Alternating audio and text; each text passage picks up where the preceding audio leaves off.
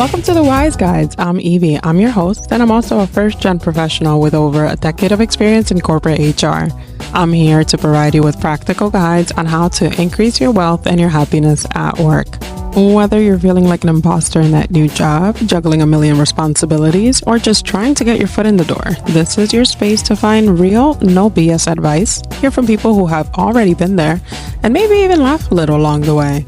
So grab your coffee or your glass of wine, settle in, and let's dive into today's topic. You are exactly where you need to be.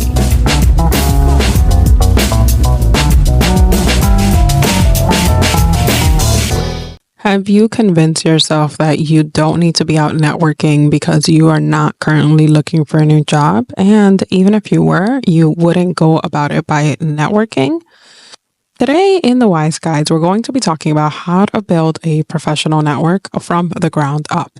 Even if you don't have connections in your industry or across your age group, networking is a crucial skill for first-generation professionals to advance their careers. Building a strong network can open doors for you that you might not have access to otherwise. It's not just about who you know, but it's about who knows you. Without a network, you may miss out on job opportunities, mentorship opportunities, and valuable industry insights.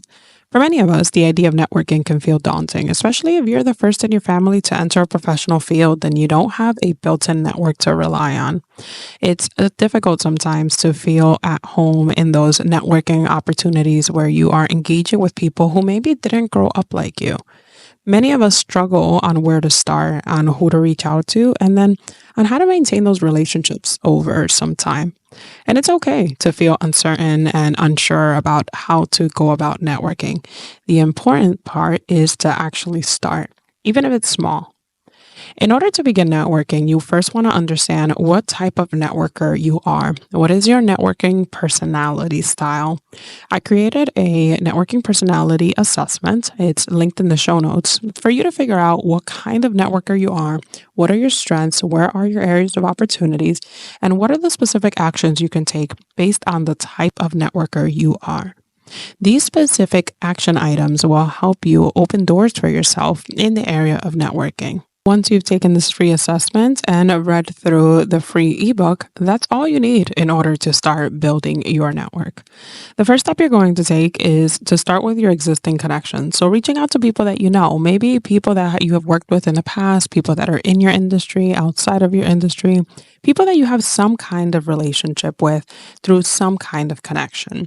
With reigniting some of these conversations with people that you already know, you want to start by opening the door. Maybe schedule some time to chat, schedule some time to grab some coffee, ask them how they're doing in their new job or their current place, or maybe the place where you both used to work at together.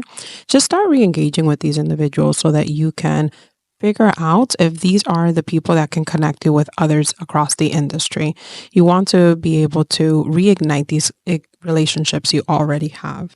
Keep in mind that these relationships don't have to be work related. They could be any connections that you have. It could have been somebody that you met in a social environment, maybe playing for a recreational sports team, or you met them at a pottery class or a cooking class you took once.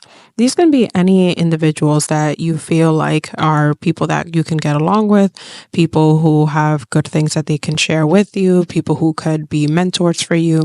It can really be anybody that you've met as an adult that could potentially translate into the professional setting. Many people have the misconception that a professional network is just that, it's only professional. A professional network is really a group of people that can help you in your professional life, but it doesn't mean that these relationships are purely professional. It means that these are individuals who can translate into your professional life and can help you grow in your professional life, either through personal development, professional development, or anything like that. But it doesn't necessarily mean that you had to have met these individuals in a professional setting. Once you've engaged with your current network, you want to take the next step and you want to leverage LinkedIn as a source for you to build new networking possibilities. You want to start with engaging with people that maybe are part of some groups that are related to your industry or groups that are of interest to you. By participating in these groups, you'll be able to see if you have common interests with these individuals, and that'll be a good jumping off point to start developing relationships with these people.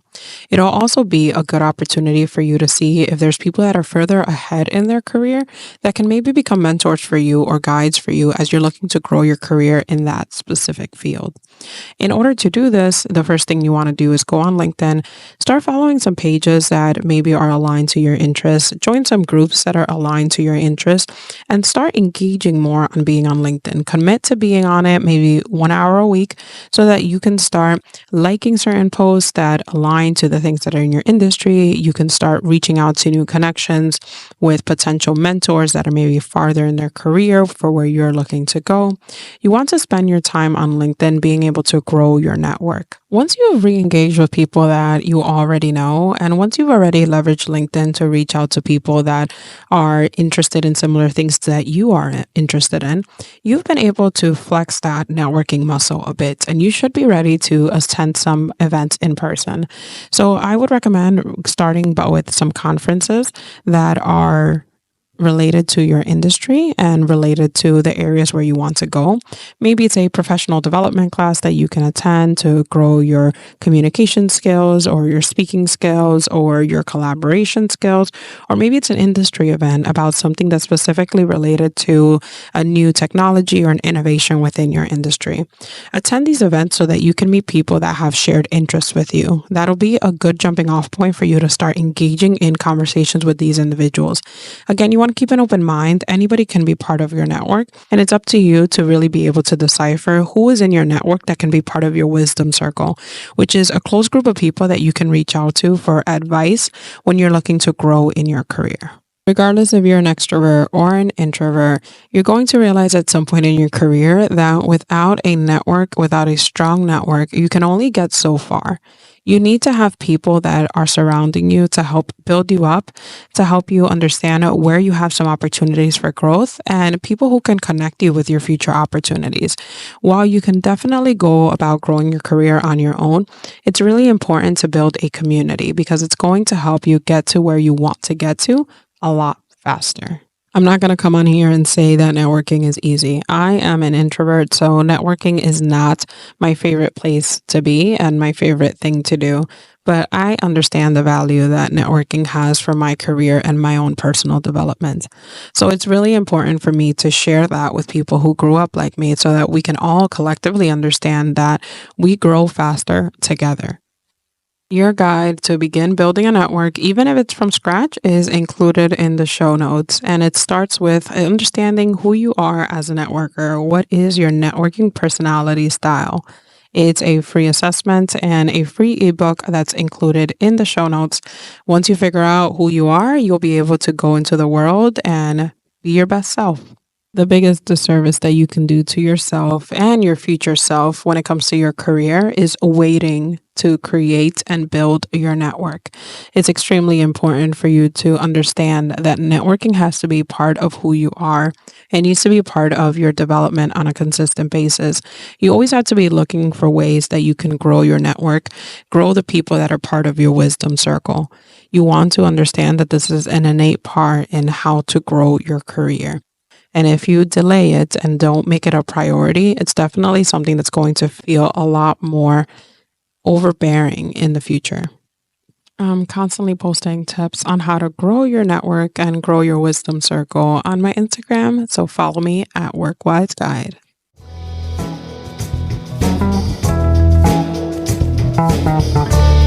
And just like that, you've received your dose of work wisdom.